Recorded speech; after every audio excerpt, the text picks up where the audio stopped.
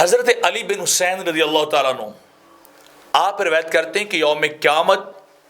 جب اللہ رب العزت اولین اور آخرین کو میدان محشر کے اندر اکٹھا فرمائے گا، جب ساری انسانیت وہاں جمع ہوگی تو وہاں ایک ندا دینے والا ایک فرشتہ ندا دے گا کہ اللہ کے پڑوسی کہاں ہیں، اللہ تعالیٰ کے نیبر کہاں ہیں، اللہ انہیں بلا رہا ہے۔ تو روایت کے اندر آتا ہے کہ کچھ لوگ کھڑے ہوں گے اور سیدھا جنت کی طرف چل پڑیں گے۔ فرشتے دوڑ کے ان کے سامنے جائیں گے کہ تم کدھر جا رہے ہو، کدھر تشریف لے کے جا رہے ہو؟ تو وہ کہیں گے کہ ہم جنت میں جا رہے ہیں، ہم جنت کی طرف جا رہے ہیں۔ فرشتے کہیں گے ابھی تمہارا حساب و کتاب نہیں ہوا، ابھی تمہارے نامہ اعمال کو نہیں کھولا گیا، ابھی تمہاری نیکیاں اور بدیاں نہیں تولی گئی، اور اس حساب و کتاب سے پہلے تم جنت کی طرف جو ہے وہ جا رہے ہو۔ تو بتاؤ تم ہو کون کہ جو بغیر حساب و کتاب کے جنت کی طرف جا رہے ہیں؟ تو وہ لوگ جواب دیں گے کہ ہم اللہ کے پڑوسی ہیں،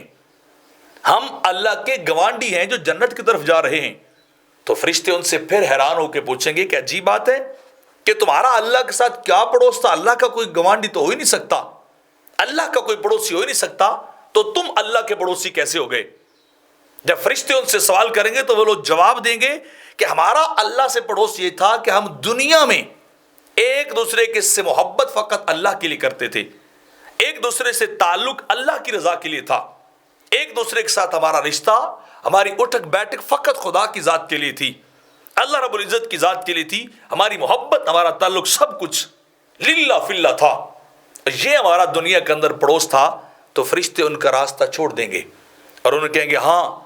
آج اس پڑوس یعنی اس محبت کی وجہ سے تم جنت میں چلے جاؤ۔ اور پھر فرشتے انہیں کہیں گے کہ اللہ نے آج تمہیں کتنا بڑا اجر دیا ہے، اللہ نے آج تم پہ کتنا کرم کیا ہے کہ اپنے پڑوس کی وجہ سے اللہ نے آج تمہیں جنت عطا کر دی۔